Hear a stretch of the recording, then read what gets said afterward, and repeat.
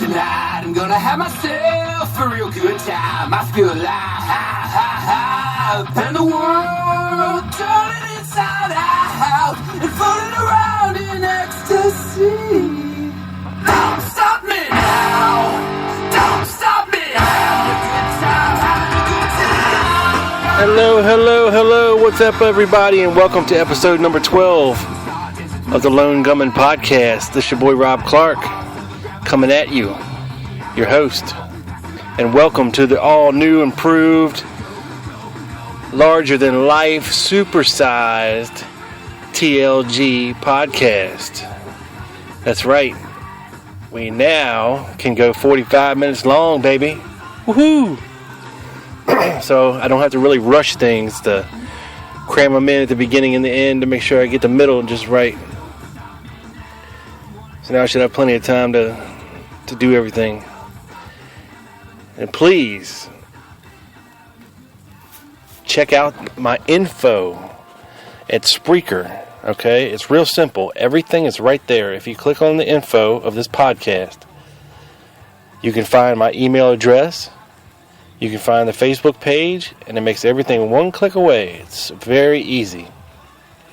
And anything that I talk about here will be posted on the Facebook page as regards to photos, documents, evidence, testimony, anything like that we talk about. I'm going to try to post everything up on the Facebook page so you can go look at it for yourself and make up your own mind.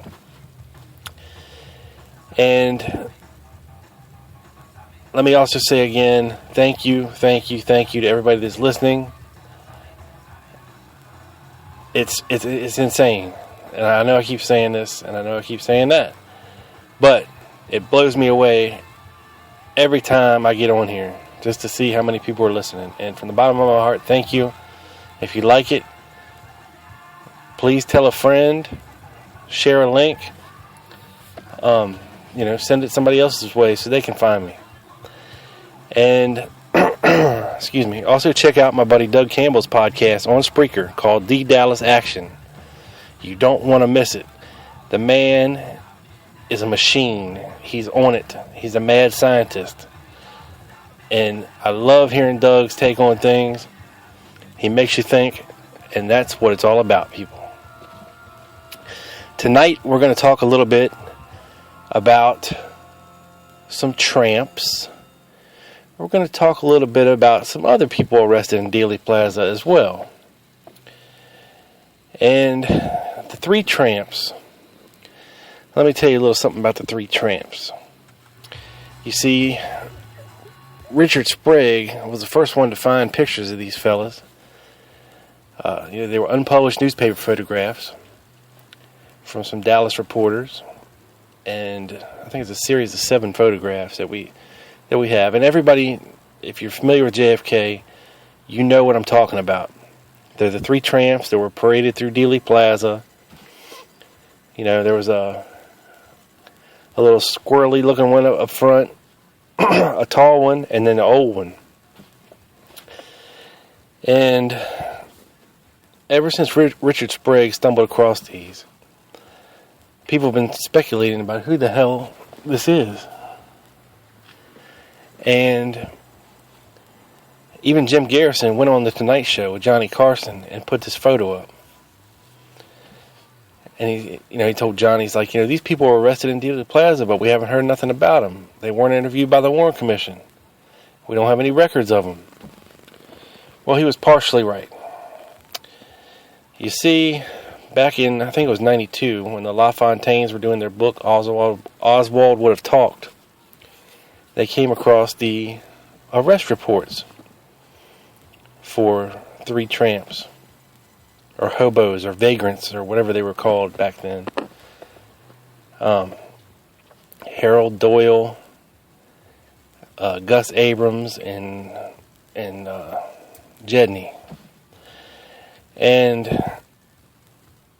of course, the conspiracy-minded people was like, oh, it's not really them. It was Hunt and Sturgis and Rogers, and that's fake. To the lone nutters, it was confirmation that we're all crazy, and these guys are who they say they are, and that's the end of the discussion. It's not It's not Holt and Harrelson and Rogers. It's, this Doyle guy, Gus Abrams, and Jedney. Well, as I've said before, I'm no photographic expert or analyst, but I'd like to think that when I put two things side by side, that I'm pretty good at telling the difference. Remember that game Memory? We used to play as kids. I was the king of that shit. I ruled the hood with Memory. And Memory requires matching two of the same things. And we had this thing in the paper called the mini page where you had to find the hidden words. And I used to love to do that. But anyway, I digress. Now, the three tramps are a subject of hot debate. I don't care what group you're in or who you're talking to. There's people that steadfastly believe that this was Howard Hunt, that this was Frank Sturgis, that this was Carlos Montoya or Charles Rogers, and I forget the other guy's name. They said that he was. Or it's Holt and Harrelson and Rogers, and what gets me is, sure, there's a resemblance to Hunt with the old tramp, but back then Hunt wasn't old, okay? He just died a couple years ago, okay? He would have been in his 30s back then. All right, he wasn't old and wrinkled.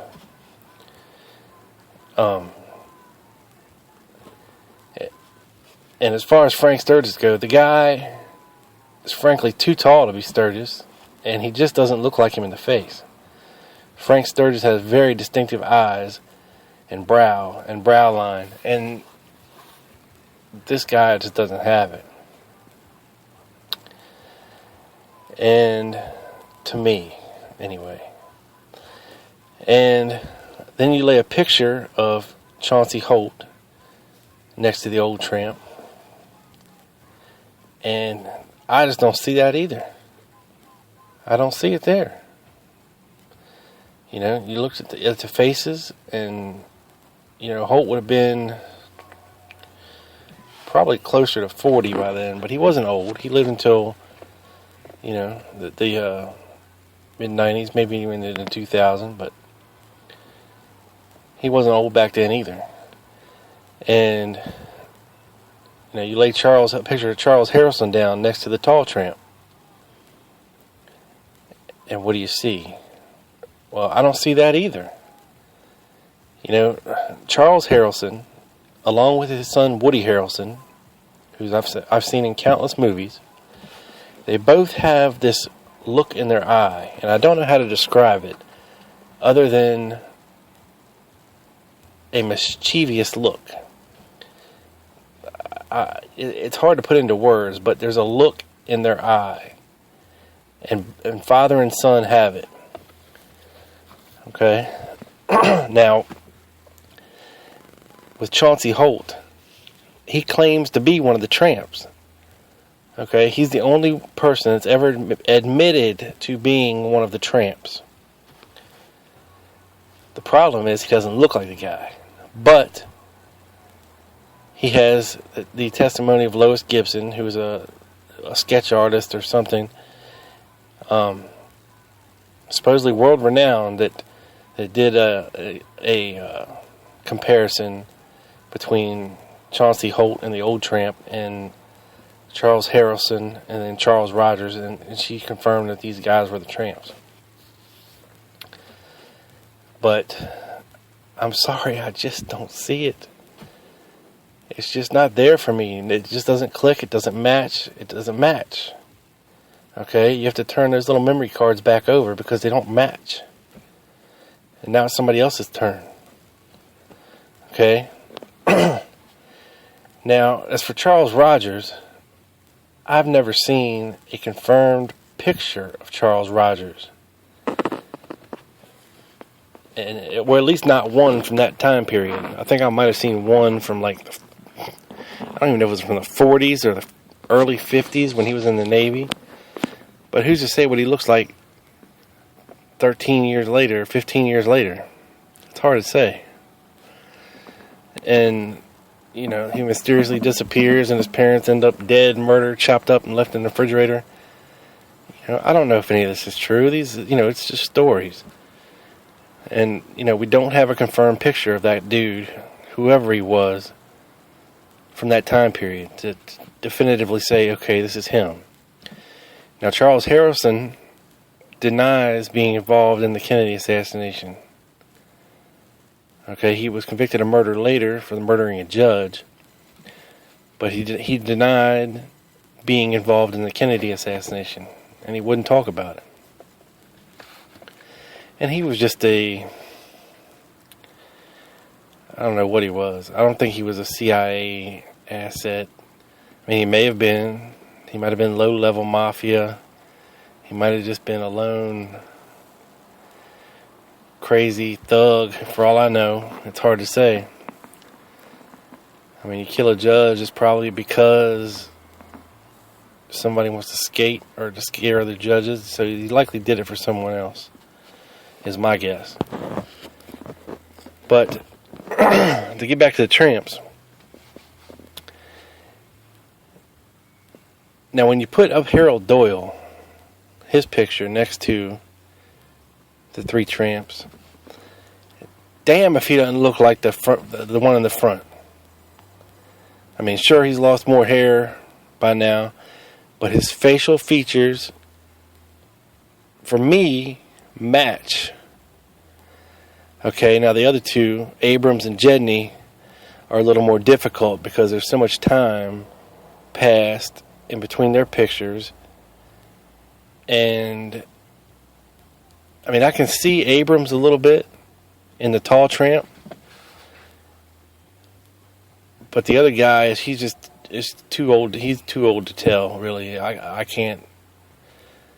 You know, it's just the age comparison is too off. And when the LaFontaines found these records in the Dallas police files, you know, these guys were contacted. They had Harold Doyle on video saying, yes, that was me. Yes, that was us. Here's what happened. They picked us up in the train yard. You know, we spent 3 days in jail, and then they let us go. Okay, but we have testimony, you know, from I think it was Deputy Harkness, or it may have been another one. I need to write his name down, but he tells of bringing the tramps over and dropping them off and leaving, and then coming back a couple minutes later, excuse me, only to be told that they'd been let go. But was it the same set of tramps that we have the pictures of? That's a good question. Now, we know that there was other people arrested in Dealey Plaza that day. In fact, we know that there were other people arrested in the train yard. And there were other vagrants or hobos or whatever you want to call them, tramps, arrested in the rail yard that day. And we know that because it's in the police report. And I'll post that on Facebook. Please go check it out. These guys weren't the only set of tramps or hobos or vagrants that were arrested there. There were several. Okay, and a lot of them we don't have the records of. And they were likely let go. Now the question is, who are these other hobos and vagrants? Now, Chauncey Holt's story, you know, of what he had to do there that day, and who he had to meet with, and exactly what they were doing. I mean, supposedly he says he was just bringing sets of ID and Secret Service pins and a bag of handguns, not rifles, handguns, to Harrelson and Rogers.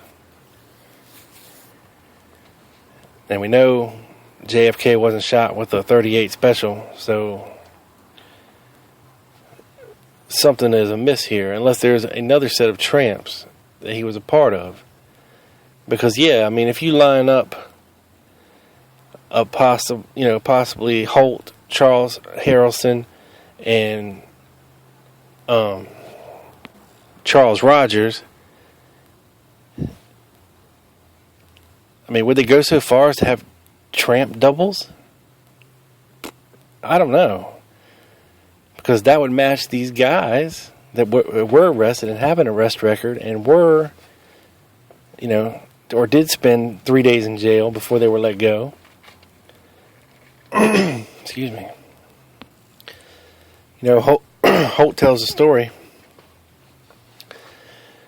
of driving his car back there behind the stockade fence in the rail yard and finding a truck and putting these guns and the ID in there. And Lee Bowers did testify to seeing this car in there with out-of-state plates and a Barry Coldwater sticker on the back. And Holt tells of this other car. It was like an older black car with a dark-complected man in it, looked like he was possibly on the radio with somebody. Holt identified him as an anti-Castro Cuban named Alo Veda, something like that. And Bowers testified also to a man driving a dark black vehicle that appeared like he was talking into something when he was driving. So it's interesting that Holt's testimony, matches what Bowers said. And now there's other things alleged to go on behind that stockade fence, as we all know. Jack Lawrence, who was working for the downtown Lincoln Mercury, he had just got a job there not too long ago, and I was reading through some FBI documents about this guy, and it seemed like he was just passing through, or he had just shown up. He was staying at the YMCA. He had got a job at this, Lincoln Mercury dealer, supposedly the same one that Lee Oswald test drove a car for, and that the guy wrote his name down on the card. But there's conflicting reports in the Warren Commission.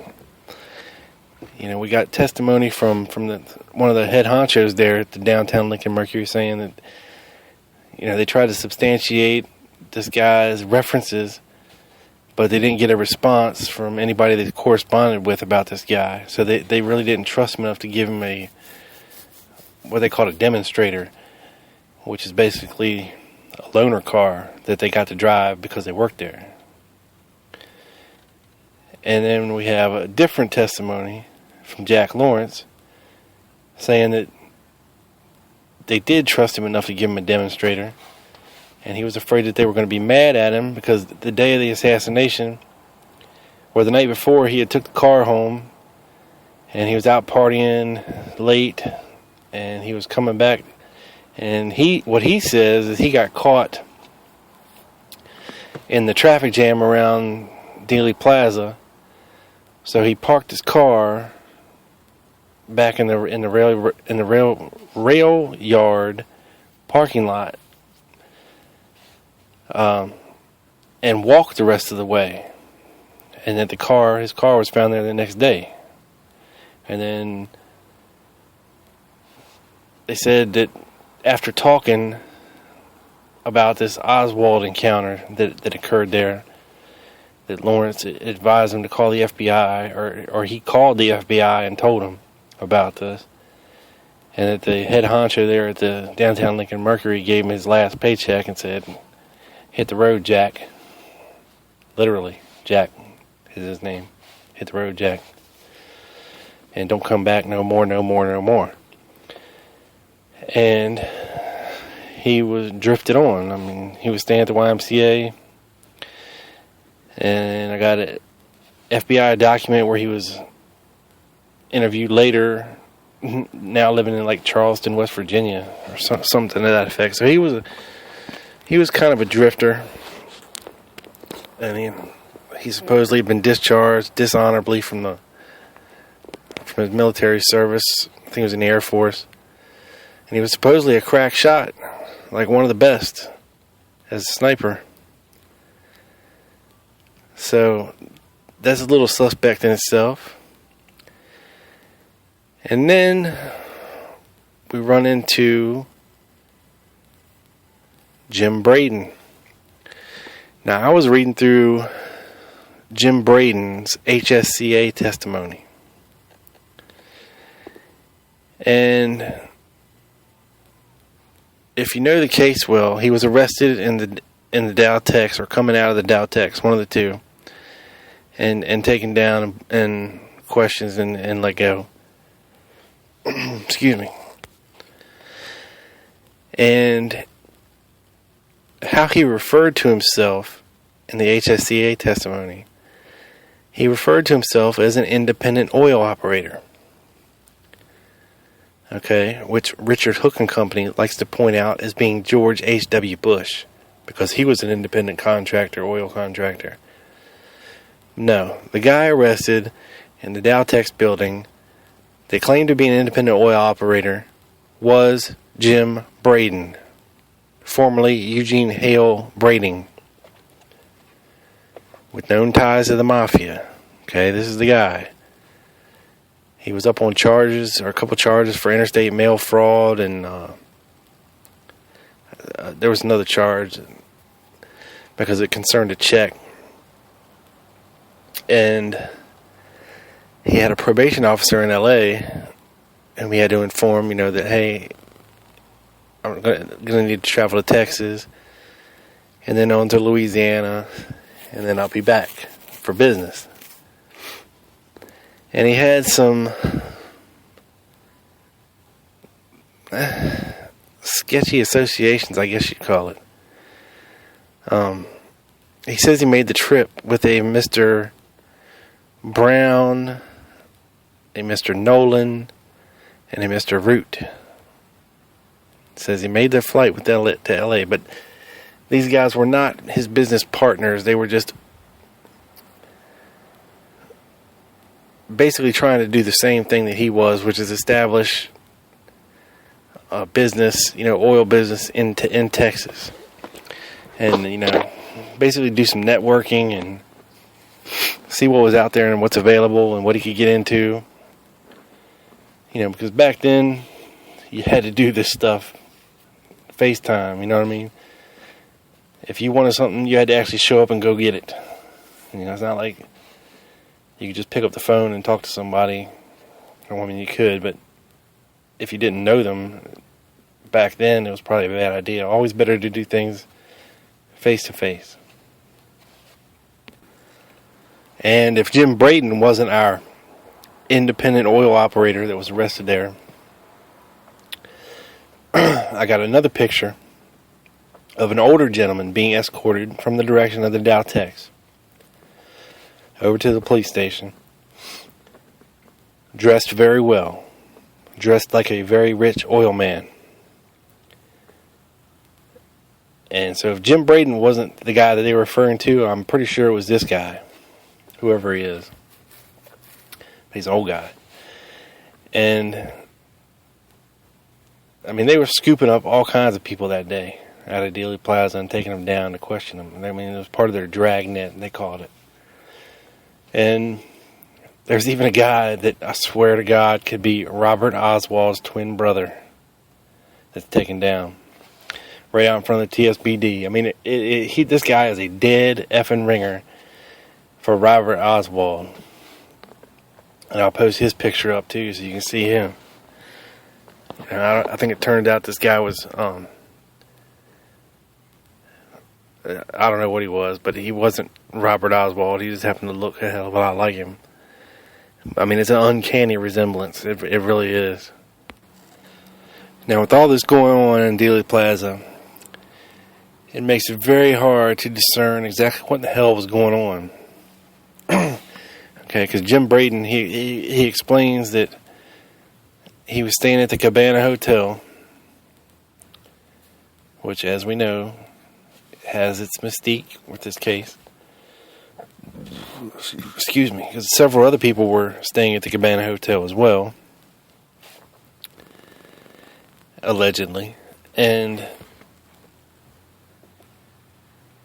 what he says is supposedly he woke up that morning, he went to get something to eat, he went to check in with his parole officer, and when he was leaving there, that's about the time the motorcade was coming by, and he was standing in front of a department store, I'm guessing somewhere on Main Street.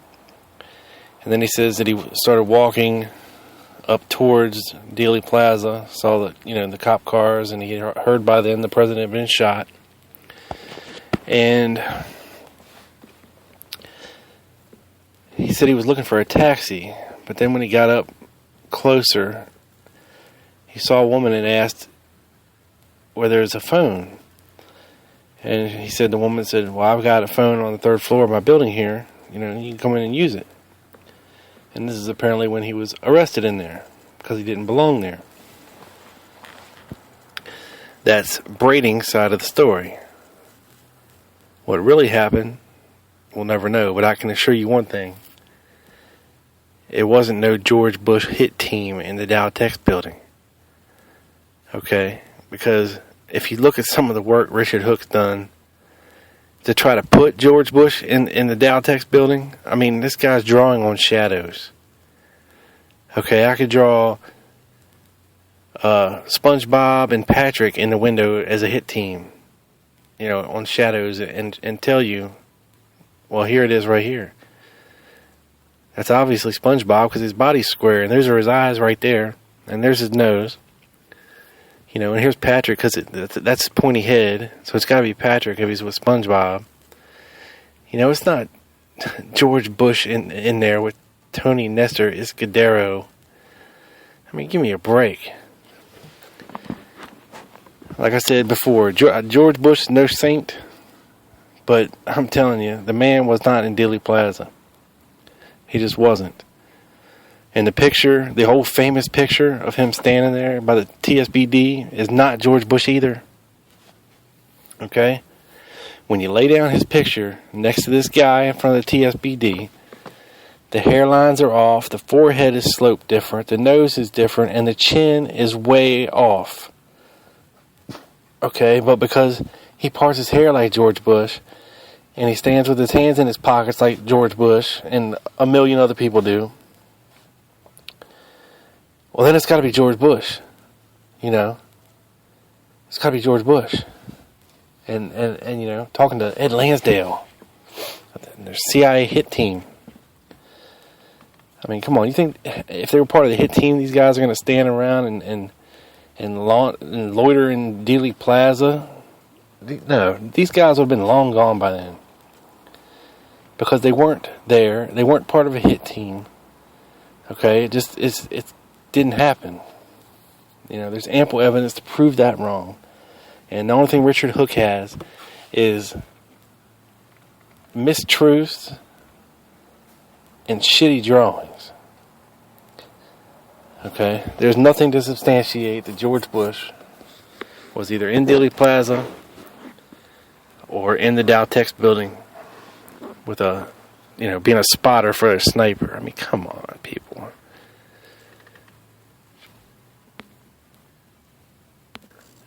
By God, you run into them on the groups, man. They want to swear to God, LBJ's behind it. George Bush was there. I'm telling you, he wasn't. He wasn't. As much as people want him to be there, he wasn't. He's confused for other people. I don't know who the guy is in the picture, and I'll post it up. But his chin is way different.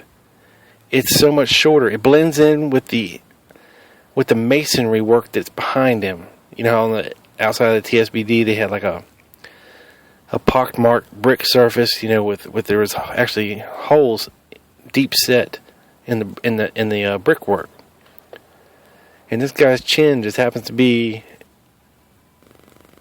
kind of near the shadow part in the wall, which makes his, at a glance, gives his chin the appearance of George Bush's. But I'm telling you, if you look close enough, It is way different. And the guy in the picture appears to me to be mid to early 20s. And at this time, George Bush would have been almost 40. So no. And it's not Gus Rose either. Okay, because Gus Rose was chasing around Buell Frazier around Irving, Texas at this time. So I don't know who this guy is. And it really doesn't matter, because it's not George Bush, and it's not Gus Rose. And he's not doing nothing but standing there. I mean, it's not nefarious. So now we have tramps who weren't tramps. We have tramps that really were tramps. We have all these shady characters being arrested in Dealey Plaza with no business being there, with shady backgrounds, shady connections.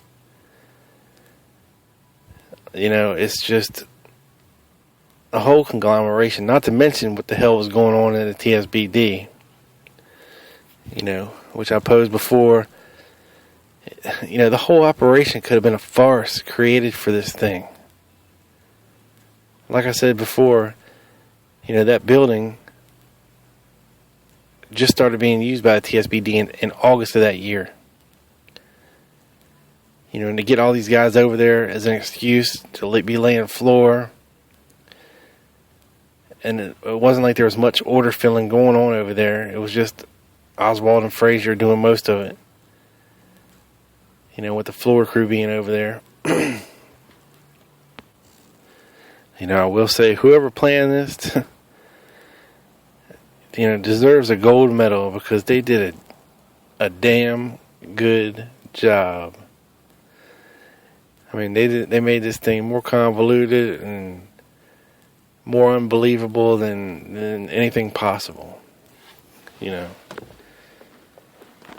And it was the executors that actually pulled it off. So please, visit the Facebook page and let me know who you think the three tramps were. Like I said, my analysis, they're not Hunt, it's not Sturgis, it's not Holt, it's not Harrelson, it's not Charles Rogers, whatever the hell he looks like. To me, these are the three guys photographed. They're the guys that were held for 3 days. It was Doyle, Abrams, and Jedney. Now, who the other ones were is a mystery, because we have no records, or at least not yet, anyway. And whoever it was likely let go quickly. You know, Holt says that when they were arrested, somebody in the sheriff's office called over to Captain Fritz. Captain Fritz showed up and called the FBI. And he said the FBI showed up and turned them loose immediately.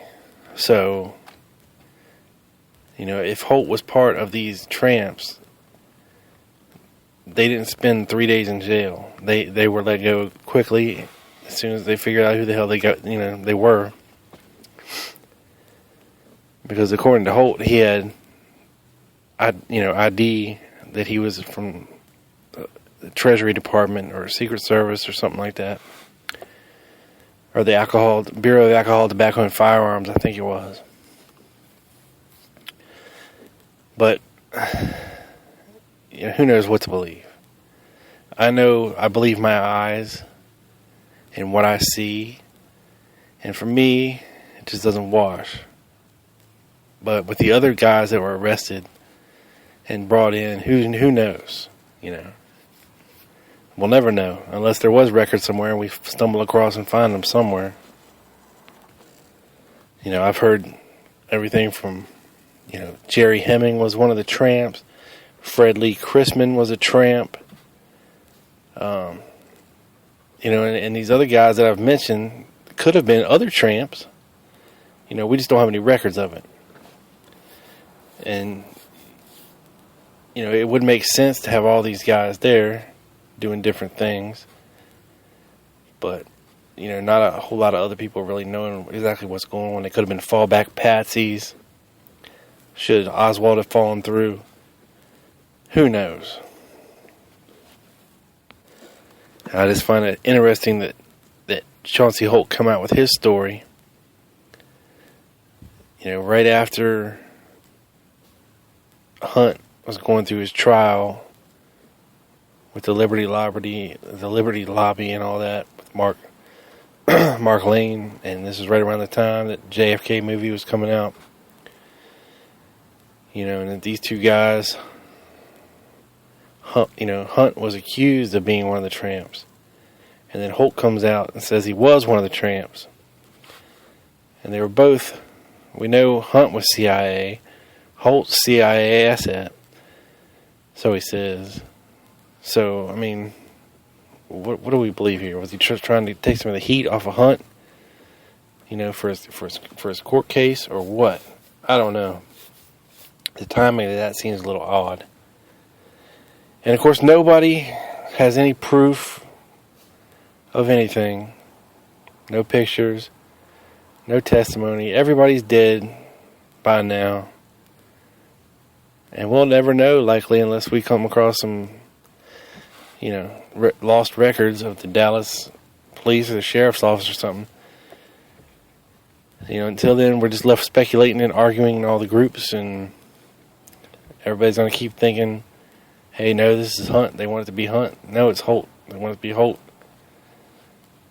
You know, they want it to be Harrelson. They want it to be Sturgis because it matches their theory that the CIA did it, or, you know, the mercenaries did it, or the anti-Castro Cubans did it, you know, and on and on and on down the line. But, yeah, so that's it for now. And please let me know who you think the tramps were. If you have any information about anybody else, was arrested in Dealey Plaza that day and what roles they might have played, hit me up on the Facebook page. We can talk about it. But please check the Facebook page. I'll post a bunch of stuff up there for y'all to look at. And please, I will blatantly beg, if you haven't already, please make your way to the Facebook page and give it a like. Okay, I can't do shit with that page until I reach 30 likes. And I'm at like 28 right now. So I'm begging, y'all to go like the Facebook page. Doesn't take much, it's just a click. And then, I show up in your feed whenever I post a new episode. It makes it kind of easy for you to follow along. You can like and follow me here on Spreaker. And I'm going to let you guys know, because I believe in giving props to people who are doing good things. Like my buddy Doug at the Dallas Action. Go check him out, please. He's awesome. I stumbled across another guy on Spreaker named Adam Webb, who has a podcast called Web of Conspiracy. And if you're into conspiracy stuff, I mean, a lot of it's not JFK related, but it's other things. Because once you're awake, there's no going back. If you understand that what happened on November 22nd, 1963, changed the world from that moment on. And you realize the way the world is being controlled now, or you like ancient mysteries and the unexplained, the strange, the weird, I'm telling you, go check out Web of Conspiracy, and that's Web with 2 B's. You can find him on Spreaker and Facebook. And also, I'm going to give some props out to some of the Facebook groups, because I believe that good conversation about this topic is hard to find. And when you do find it in these groups that are ran well, that don't put up with the kooky horse shit and asshattery that goes on sometimes, I think they should be recognized. And I'm going to encourage all my listeners to go join these various groups, because I'm in them, Doug's in them, and thousands of other people are in them. Okay? And a lot of stuff we talk about here is posted there. And first one up is the JFK Assassination Bureau. Is that right? No, the JFK Assassination Research Bureau. You find them on Facebook. JFK Uncensored. You can find them on Facebook. Run by Martin and the guys over there. And they do a great job. And there's a lot of smart people in that group. It's a small group, but there's a lot of smart people in that group, and they post smart things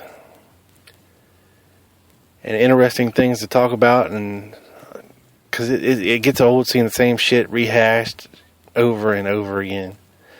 You know, you get these noobs in there. Oh, does anybody think this Zapruder film was altered? Really? Where do you think the shooters were located for JFK? I know one was on the grassy knoll. Really? So yeah. And you can check out my group, JFK, New Orleans, and the Garrison investigation. And it's a pretty chill group. It's laid back. I don't put up with no horse shit. And you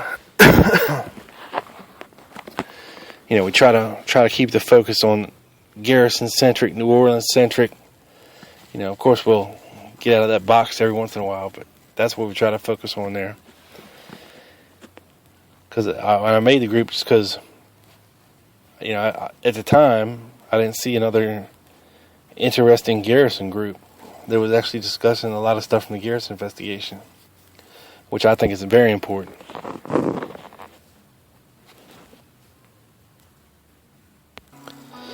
So please keep listening, keep liking. We're going to get bigger. We're going to get better. I promise you this. Any ideas at all you want to hear? You want to hear me talk about something special? You want to tell me I suck? You want to tell me I'm awesome? Whatever. I'll listen to it all. You know, I love criticism. It only makes me better. Please. Feedback is encouraged. Me and Doug love to talk to you guys. It's all about meeting people, making connections, and making new friends and allies in this JFK research community in our search for the truth. And I thank everybody for listening. This is episode 12, done and in the can. Tramp stamps. Talking tramps in Dealey Plaza. It's beamed up to the satellite and down to your ears. This is Rob Clark. Out.